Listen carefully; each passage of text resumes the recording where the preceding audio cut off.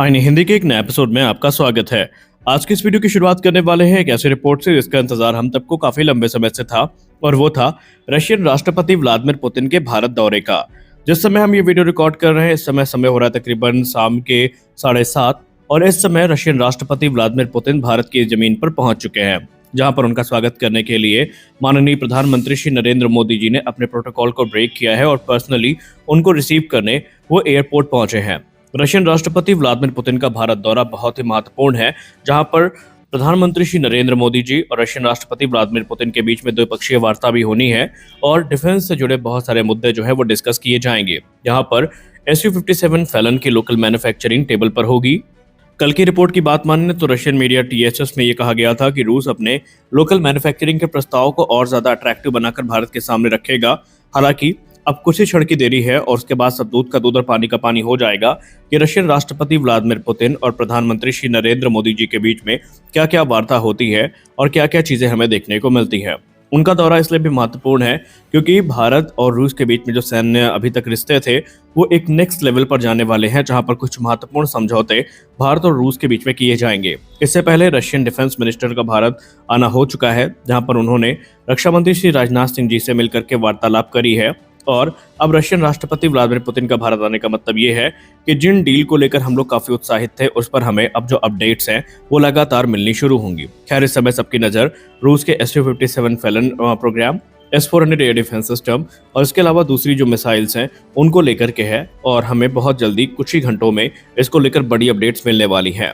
तो इस समय पूरा देश जो कि कह सकते हैं इंडियन एयरफोर्स के फाइटर क्राफ्ट प्रोग्राम को ट्रैक कर रहा है, वो इनके दौरे को लेकर काफी इंटरेस्टेड है क्योंकि बहुत सारी नई चीजें उनके इस दौरे के दौरान अब हमें देखने को मिलेंगी। तो इंतजार है अपडेट्स के आने का।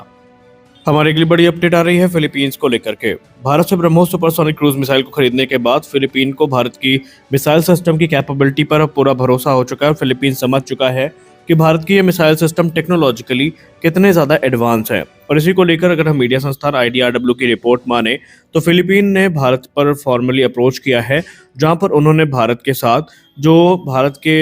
Advance medium range surface to air missile system है, खासकर आकाश मिसाइल सिस्टम है, इसको लेकर बातचीत करनी शुरू करी है। दरअसल फिलीपींस ये चाहता है कि वो भारत के जो बनाए गए एयर डिफेंस सिस्टम है उनसे अपने पुराने हो रहे MIM-23 जो कि इम्प्रूव्ड हॉक बैटरीज हैं, जिससे उन्होंने अमेरिका से 1990 के दशक में खरीदा था, उसको वो रिप्लेस करना चाहते हैं। दरअसल इस समय फिलीपींस एयरफोर्स की बात करें तो वो एक सिंगल अपग्रेडेड हॉक कह सकते हैं 21 बटालियन को ऑपरेट करते हैं, लेकिन उनके पास अब जो कैपेबिलिटी है वो काफ़ी समय के हिसाब से आउटडेटेड हो रही है और वो मैक्सिमम एंगेजमेंट करने के लिए उतनी उपयोगी नहीं मानी जाती है। दरअसल माना जा रहा है कि वो अप्रॉक्सीमेटली 40 से लेकर 45 किलोमीटर की जो रेंज है उसको ही ऑफर करता है, और फाइटर एयरक्राफ्ट की जहां तक बात रही तो उनको तो टारगेट कर सकता है, लेकिन क्रूज मिसाइल के लिए ये रेंज घटकर 20 से 25 किलोमीटर ही हो जाती है। और इसीलिए फिलीपीन अब मीडियम और लॉन्ग रेंज के जो एयर डिफेंस सिस्टम है उनके तरफ देख रहा है, ताकि जो एनालॉग इरा के कंपोनेंट्स हैं उनको रिप्लेस किया जा सके और जो मॉडर्न एयर डिफेंस सिस्टम है उनको इक्विप किया जा सके। कि मीडिया रिपोर्ट्स में आगे बताया गया कि भारत के तरफ से अभी इस समय जो आकाश 1S सिस्टम है यही ऑफर किया गया है, या भारत ने इसी के साथ रिस्पॉन्ड किया है, जो कि इस समय प्रोडक्शन स्टैंडर्ड वेरिएंट है और जिसका निर्माण भारत डायनेमिक्स लिमिटेड की तरफ से इस समय किया जाता है, और भारतीय वायुसेना और भारतीय थल सेना भी इनको ऑपरेट करती है। अब फिलीपींस इसको लेगी नहीं लेगी वो तो बात की बात है, लेकिन ये चीज़ें देखकर अच्छा लगता है कि जो भारत के द्वारा बनाए गए अब एयर डिफेंस सिस्टम है इस पर दुनिया के तमाम देशों की नजरें आकर टिकी हैं। रशियन राष्ट्रपति व्लादिमीर पुतिन के भारत आने से पहले ही, अब तो भारत आ चुके हैं, लेकिन उनके आने से पहले ही भारत और रूस के बीच में एक बड़ा एग्रीमेंट हुआ है और इसको हम रिलोस के नाम से जानते हैं। जी हाँ, भारत और रूस की जो डिफेंस पार्टनरशिप है अब वो एक नए ट्रांसफॉर्मेटिव फेज में एंटर कर चुकी है, जहां पर रशियन स्टेट ड्यूमा ने ऑफिशियली जो reciprocal exchange of logistic support agreement है, जिसको हम रिलोस एग्रीमेंट भी कहते हैं, इसको अप्रूव कर लिया है। और ये एक लैंडमार्क पैक्ट है जो कि आने वाले भविष्य में दोनों देशों को या उनके जो एक दूसरे की मिलिट्री फैसिलिटीज़ हैं उनके एक्सेस करने की जो परमिशन है वो देगी। इसमें दोनों देश एक दूसरे के जो एसेट्स हैं उनको एक्सेस कर सकते हैं, जैसे कि मिलिट्री फैसिलिटीज़ हो गई, पोर्ट्स हो गए, फ्यूल हो गए, स्पेयर्स हो गए या लॉजिस्टिक्स इंफ्रास्ट्रक्चर हो गए। यहाँ पर जो एक्सेस है ये दोनों देशों को एक दूसरे का मिलने वाला है, यानी कि अब जो दोनों देशों के बीच में स्ट्रेटेजिक कोऑपरेशन है वो एक नेक्स्ट लेवल पर पहुंच जाएगा। रिलायंस एग्रीमेंट की बात करें तो यह इंडिया और रशिया दोनों को इनेबल करेगा कि वो एक दूसरे के नेवल, एयर और ग्राउंड डिप्लॉयमेंट ऐसे हैं जो पूरी दुनिया में या पूरी ज्योग्राफी में उसको एक्सेस कर सकते हैं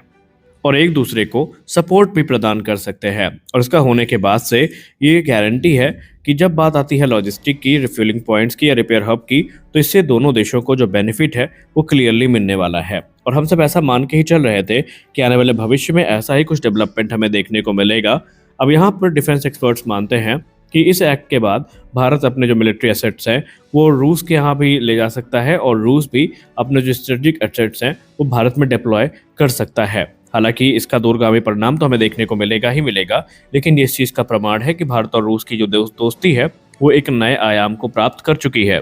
और इस प्रकार के जो पैक्ट हैं ये कहीं ना कहीं दोनों देशों की जो ताकत है उसको भी बढ़ाएंगे। हालांकि इतिहास में पहली बार नहीं है जब ऐसे पैक्ट साइन किए गए हों। आमतौर पर जो मित्र देश हैं वो एक दूसरे के साथ ऐसे पैक्ट पहले भी साइन कर चुके हैं। अगली रिपोर्ट में बात करने वाले हैं हम basically R-37M x head missile के बारे में। R-37M मिसाइल किसी भी परिचय की मोहताज नहीं है, क्योंकि रूस की यह घातक मिसाइल अपनी उपयोगिता को रशिया यूक्रेन कॉन्फ्लिक्ट में ऑलरेडी साबित कर चुकी है और अब इंडियन एयरफोर्स इसकी अगली एक्सपोर्ट कस्टमर बनने वाली है। जी हाँ, भारतीय वायुसेना को लेकर ये बताया जा रहा है कि भारतीय वायुसेना अपने सुपर सुखोई प्रोग्राम के अंतर्गत जो RWBD मिसाइल है इनका जो लिमिटेड बैच है उसको प्रोक्योर कर सकती है। दरअसल RWBD को हम R-37M एक्सेट भी कहते हैं, क्योंकि ये R-37M एक्सेट का ही एक्सपोर्ट वेरिएंट है। और मीडिया सोर्सेज ने कंफर्म कर दिया कि इंडियन एयरफोर्स के ऑफिशियल्स इस समय इस पूरी मिसाइल के यूज़ को इवेलुएट करना है कि कैसे इसको उपयोग में लाना है। अगर हम R-37M की बात करें तो ये बेसिकली इस प्रकार से बनाई गई है कि ये लॉन्ग रेंज में एनिमी के जो हाई वैल्यू एसेट्स हैं उनको डिस्ट्रॉय कर सकती है। जी हाँ, जैसे कि ये एनिमी के एवैक्स को, टैंकर्स को या मैरीटाइम पेट्रोल एयरक्राफ्ट हो गए, यानी कि जो लो मैन्यूवरिंग एयरबोर्न एसेट्स हैं उनको ये आराम से यहाँ पर न्यूट्रलाइज करने में सक्षम है। इसकी रेंज 200 से लेकर 350 किलोमीटर तक क्लेम की जाती है और ये सुखोई 30 MKI यानी सुपर सुखोई में आने के बाद भारतीय वायुसेना के लिए गेम चेंजर साबित हो सकती है। हालांकि जो R-37M है ये किसी भी मायने में हमारी जो इंडिजिनस मिसाइल है उनको रिप्लेस नहीं करने वाली है। इंडियन एयरफोर्स ऑफिशियल ने इसको क्लैरिफाई भी कर दिया है। उन्होंने कहा कि ये काम पूरी तरीके से हमारा अस्त्र मार्क 2 मिसाइल करेगी, लेकिन ये जो मिसाइल हम लेने वाले हैं रूस से या जिसको लेकर बातचीत चल रही है, ये एनिमी के जो हाई वैल्यू एसेट्स हैं जैसे कि एवैक्स हो गए, टैंकर्स हो गए, ट्रांसपोर्ट एयरक्राफ्ट हो गए, इनको एक्स्ट्रा लॉन्ग रेंज से ही टारगेट कर सकती है। हालांकि वजन की बात करें तो R-37M का वजन तकरीबन 510 किलोग्राम है, वहीं अस्त्र मार्क 2 का जो वजन है वो 170 से 190 किलोग्राम के बीच में ही है। और ये मिसाइल अपने साथ 60 किलोग्राम के ब्लास्ट फ्रेगमेंटेशन वॉरहेड को यूज करती है, जो कि इस प्रकार से डिजाइन किए गए हैं कि ये बड़े और स्लो टर्निंग प्लेटफॉर्म्स को डिस्ट्रॉय कर सकते हैं। और इस मैक्स 6 मिसाइल को एवेट करना इतना आसान भी नहीं होता और इसका जो नो एस्केप जोन है वो भी काफ़ी मैसिव है। हालांकि भारतीय वायुसेना इस समय अपने अस्त्र मार्क 3 में भी काम कर रही है और इस मिसाइल को फिलहाल R-37M को आंतरिक समाधान के तौर पर देखा जा रहा है। इस वीडियो में बस इतना ही, मिलते हैं अगले वीडियो में, तब तक के लिए जय हिंद।